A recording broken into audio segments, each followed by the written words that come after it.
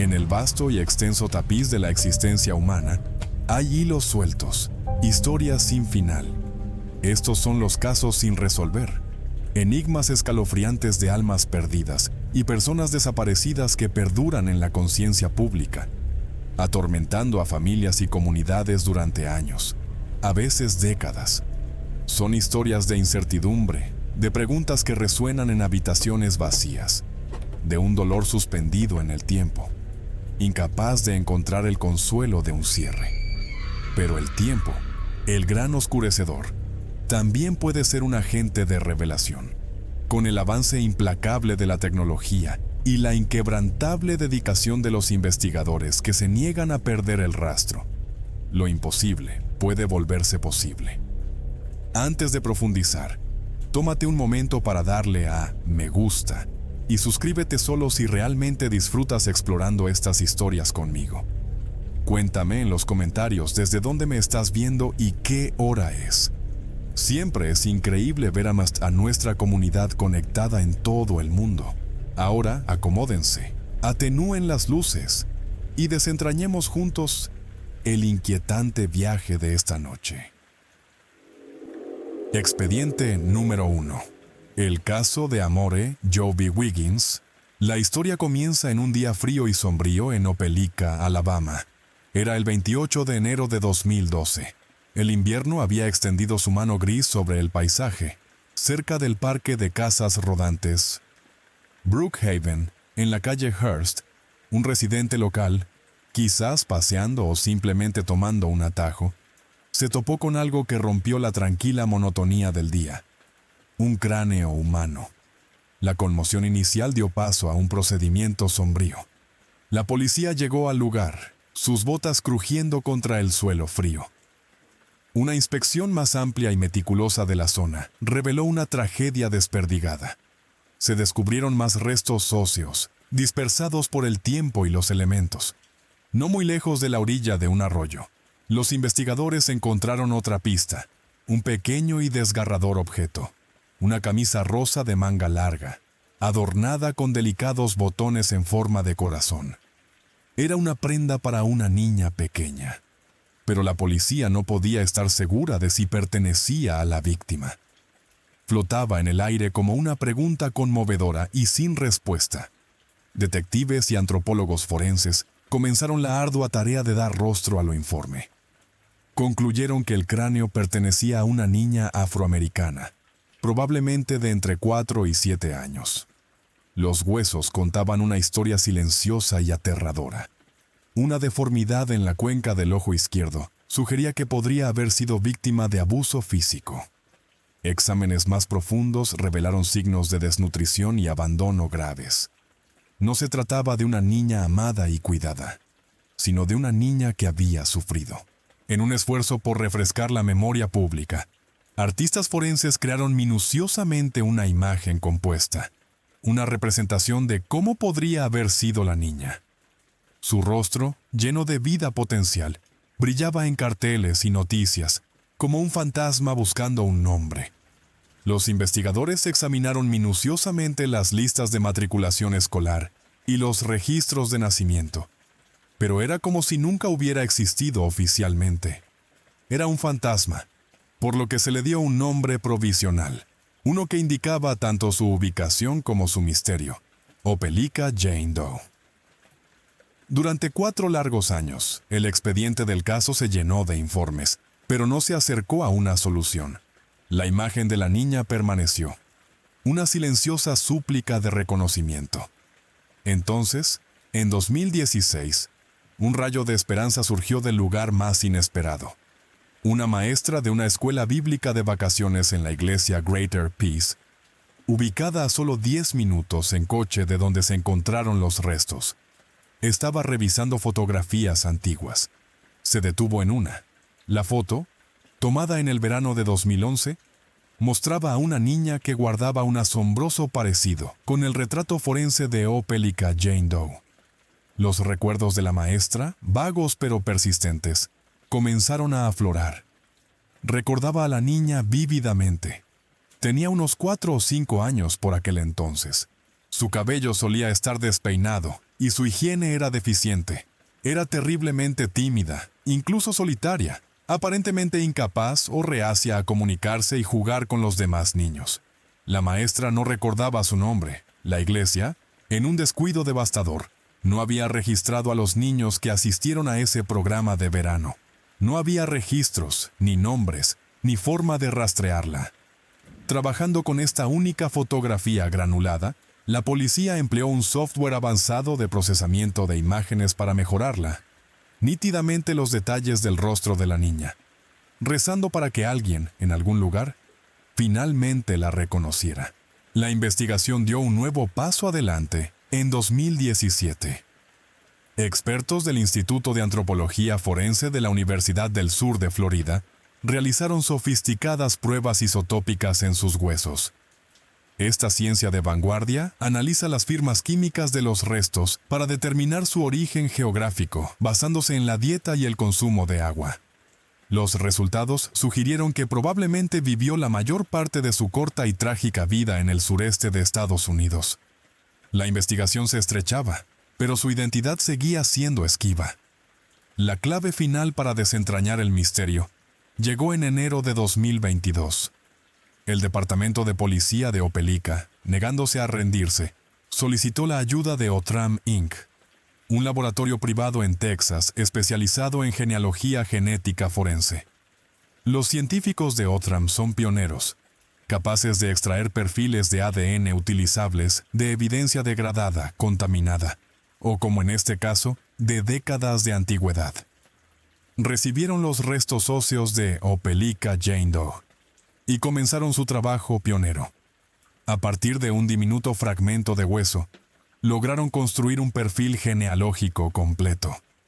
Este perfil fue entregado a una de las figuras más reconocidas en el campo, la doctora Barbara Rae Venter, genealogista genética y abogada de patentes jubilada.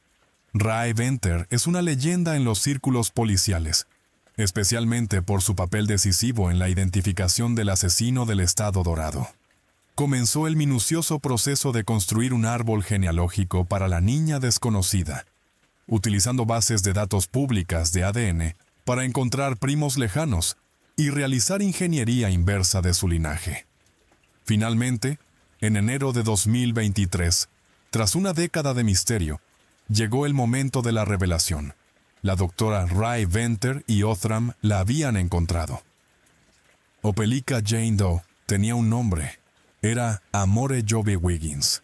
La identificación condujo inmediatamente a los investigadores a su padre, un nativo de Opelika de 50 años llamado Lamar Bickerstaff. En ese momento, Lamar era miembro activo de la Marina de los Estados Unidos. Los detectives viajaron a la estación naval de Mayport en Jacksonville, Florida, donde estaba destinado. Al enterarse de la noticia de su hija perdida hacía mucho tiempo y su terrible destino, Lamar se mostró reacio a cooperar y se negó a responder preguntas.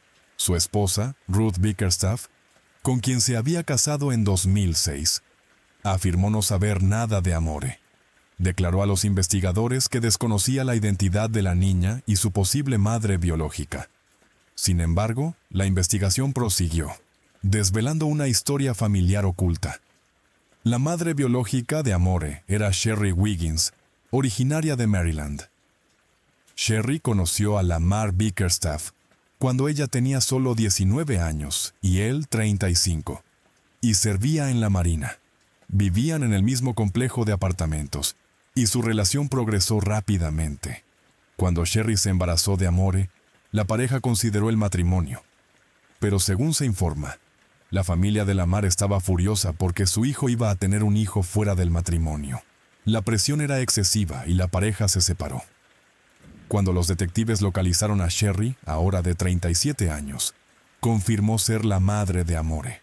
Les proporcionó la última y desgarradora pieza del rompecabezas. Les contó que en 2009, Lamar y su nueva esposa, Ruth, habían obtenido la custodia legal y física completa de Amore. Sherry había estado pagando la manutención de Lamar desde entonces, pero sus derechos de visita habían sido suspendidos cerca del fallecimiento de Amore. Quedó trágica y completamente separada de la vida de su hija, El 17 de enero de 2023, Lamar y Ruth Bickerstaff fueron arrestados en Jacksonville. Ambos fueron acusados de homicidio doloso, no denunciar la desaparición de una menor y maltrato infantil.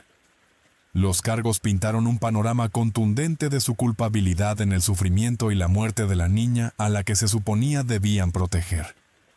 Tras los arrestos, Sherry Wiggins habló públicamente. Describió la agonía de la última década y las complejas emociones que ahora enfrentaba. Aunque muchos en la comunidad le ofrecieron amabilidad y apoyo, otros se apresuraron a juzgarla, culpándola por una situación que no entendían. Pero a pesar de todo, Sherry se mantuvo firme. «Lo único que me preocupa», dijo con voz cargada de dolor y determinación, «es que se haga justicia para Amore». Expresó su inmensa gratitud al Departamento de Policía de Opelika, los detectives que, durante más de 10 años, nunca olvidaron a la niña sin nombre. Expediente número 2. El caso de Nollie Trice y Brian Lashley. La noche del 10 de agosto de 2017, una fiesta bullía en una casa de Fort Wayne, Indiana. Dentro, Nollie Renee Trice, de 26 años, y su novio, Brian Keith Lashley, de 29, recibían a unos amigos. Era una noche típica de socialización y relax. Pero al caer la noche y llegar la madrugada del 11 de agosto, la casa quedó en silencio. Un silencio que enmascaraba un horror indescriptible. Más tarde esa mañana, alguien entró en la casa y descubrió una escena de masacre. Nollie y Brian estaban muertos, sus cuerpos sin vida en medio de la evidencia de una brutal lucha. La sangre salpicaba toda la residencia. Cuando llegaron los agentes del Departamento de Policía de Fort Wayne, se encontraron con una escena del crimen caótica y violenta. Los investigadores comenzaron el meticuloso proceso de reconstruir las últimas horas de las víctimas. Se enteraron de la fiesta y comenzaron a interrogar a familiares e invitados. Mientras los equipos forenses analizaban la casa, una prueba sobresalió: el celular de Nollie, hallado abandonado en un pasillo. En un mundo de huellas digitales, el teléfono de una víctima puede ser un tesoro de información. Pero esta vez, fue el propio objeto físico el que tenía la clave. Las fuerzas del orden procesaron cuidadosamente el teléfono en busca de huellas dactilares. Como era de esperar, las huellas de Nollie estaban por todas partes. Pero también había otra huella dactilar sin identificar. Los detectives analizaron la huella en sus bases de datos con la esperanza de encontrar una coincidencia. Inicialmente sospecharon que podría pertenecer a Brian, pero el sistema arrojó un nombre diferente: Dustin Neal, un viejo conocido de la pareja. Al ser interrogado, Neal se mantuvo tranquilo. Admitió que conocía a Nollie desde hacía unos 20 años y que había estado en la fiesta. Afirmó que, después de la fiesta, fue directamente a casa de su madre. Pero entonces, reveló algo intrigante, quizás con demasiada impaciencia. Declaró a la policía que sabía que la pareja poseía 3 libras de marihuana, que, en sus propias palabras, valía mucho dinero. Había insinuado un motivo, pero al no haber otras pruebas que lo vincularan directamente con los asesinatos, la policía tuvo que dejarlo en libertad. El caso se cerró y durante años pareció que el asesino de Nollie y Brian nunca sería encontrado. Pero los secretos, especialmente los de un crimen violento, rara vez permanecen enterrados para siempre. Se enconan y a menudo el orgullo del perpetrador se convierte en su perdición. En junio de 2017, pocos días después de los asesinatos, una persona se presentó para denunciar haber recibido una llamada de un Dustin Neal muy agitado, quien afirmaba tener una gran cantidad de marihuana que estaba desesperado por vender. Era una prueba circunstancial contundente, pero no suficiente para un arresto. El caso permaneció inactivo hasta julio de 2022, cuando un segundo testigo contactó a la policía. Esta persona reveló que el propio hermanastro de Dustin Neal les había dicho que Dustin era responsable de lo ocurrido con Nollie y Brian. Siguiendo esta nueva y contundente pista, las autoridades entrevistaron al hermanastro en octubre de ese año. Confesó lo que sabía. había oído personalmente a Dustin alardear de haber asesinado a la joven pareja. Se abrieron las puertas. Ese mismo mes, otro testigo se presentó, afirmando que Dustin no solo les había confesado haber matado a Nolly y Brian, sino que también se había jactado de ser responsable de la muerte de otras 5 personas. Dustin Neal, al parecer, no podía dejar de hablar de sus crímenes. Con esta abundante evidencia, la policía obtuvo una orden judicial para analizar los registros del teléfono celular de Neal de la época de los asesinatos. El fantasma digital de sus datos de ubicación reveló la historia definitiva y condenatoria. Entre las 6:20 y las 7:04 de la mañana de los asesinatos, la señal de su celular se transmitía por torres que lo situaban directamente en la escena del crimen o en sus inmediaciones. El panorama completo era ahora terriblemente claro. En un plan mal concebido para robar la marihuana que sabía que estaba en la casa, Neal había entrado por una ventana creyendo que estaba vacía, pero se equivocó. Brian Lashley lo confrontó. Presa del pánico, Neal se abalanzó sobre Brian con un cuchillo y lo asesinó. Para eliminar al único testigo, apuntó con el cuchillo a Nolly Trice. El 1 de enero de 2023, armados con un caso sólido, construido con huellas dactilares, testimonios de testigos y datos de teléfonos celulares, agentes del Departamento de Policía de Fort Wayne y del Departamento del Sheriff del Condado de Allen arrestaron a Dustin Neal, de 35 años.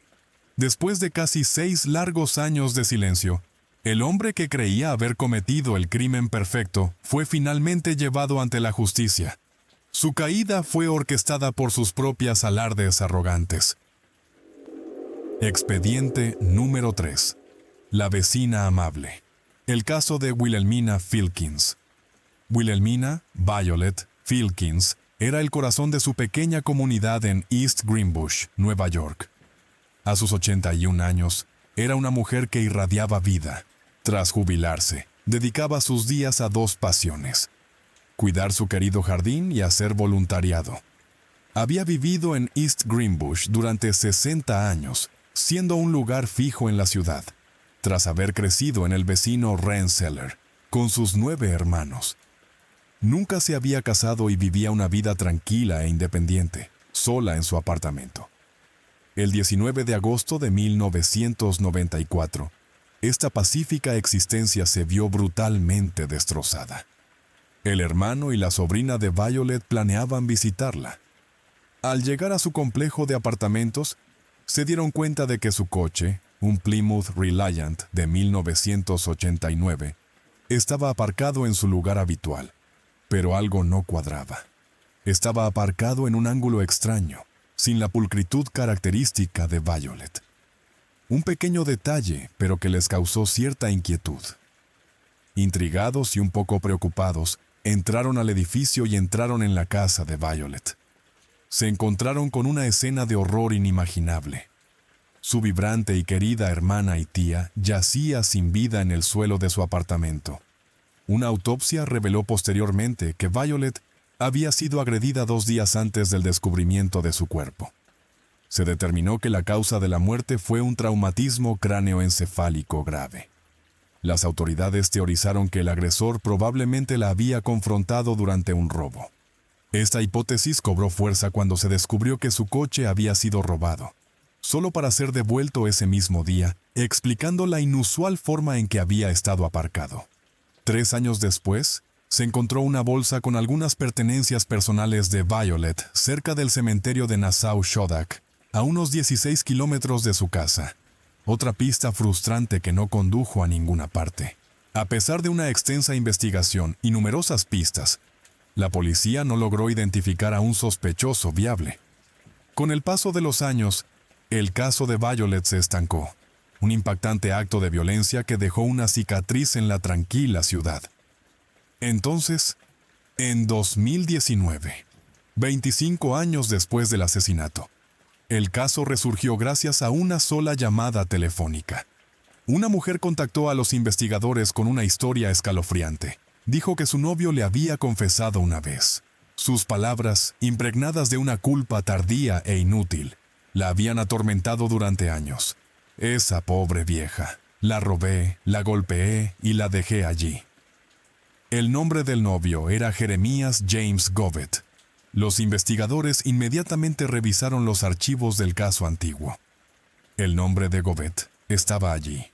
Era un adolescente de la zona, de tan solo 18 años en el momento del crimen, y había sido interrogado como parte de la redada inicial del vecindario. Sin embargo, posteriormente fue descartado como sospechoso. Tras graduarse de la preparatoria, Govett se fue de la ciudad y se alistó en la Fuerza Aérea de los Estados Unidos.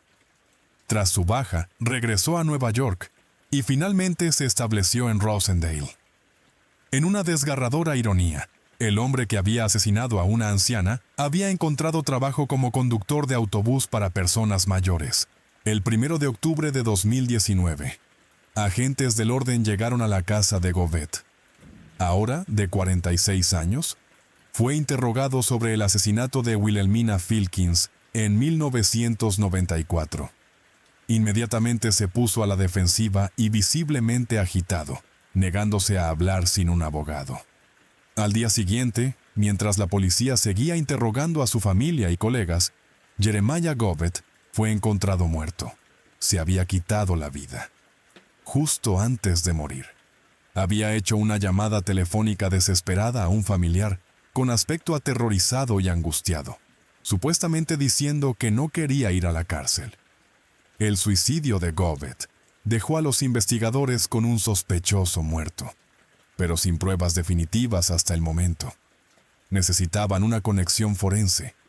Volvieron a centrarse en la evidencia original de la escena del crimen.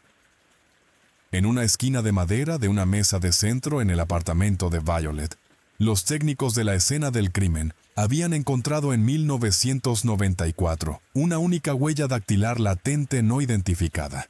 Durante 25 años, esa huella no coincidía. Ahora, los investigadores la compararon con las huellas dactilares tomadas a Govett. El resultado fue inequívoco. Las huellas eran las mismas. El 19 de enero de 2023, el Departamento de Policía de East Greenbush ofreció una conferencia de prensa. Anunciaron que el caso estaba oficialmente cerrado. Jeremiah James Govett era el responsable del brutal asesinato de Wilhelmina Filkins.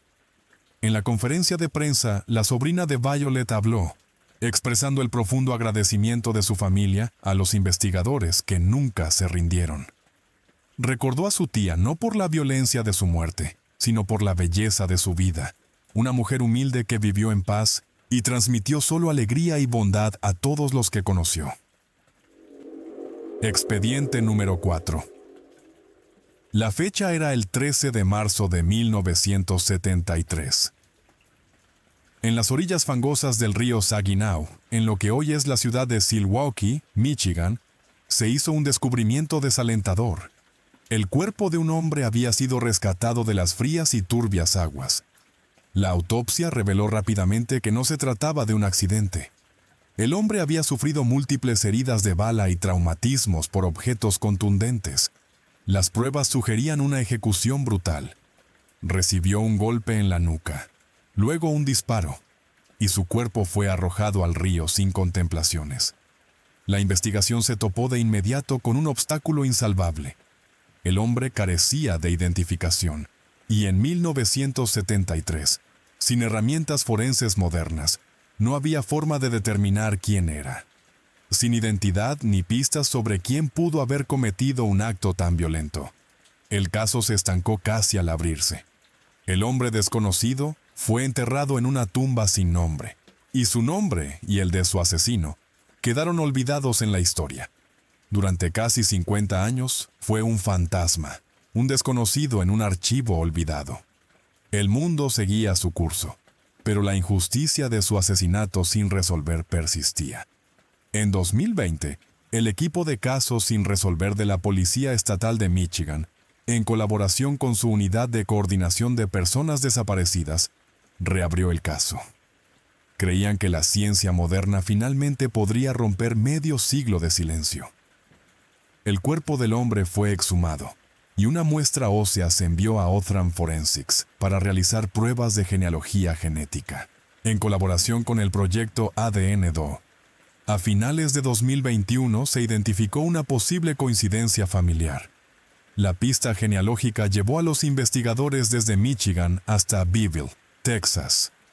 En un esfuerzo conjunto entre la Policía Estatal de Michigan, los Rangers de Texas y el proyecto ADN-Do, lograron vincular los restos con una familia específica y obtener muestras de ADN de referencia de parientes vivos.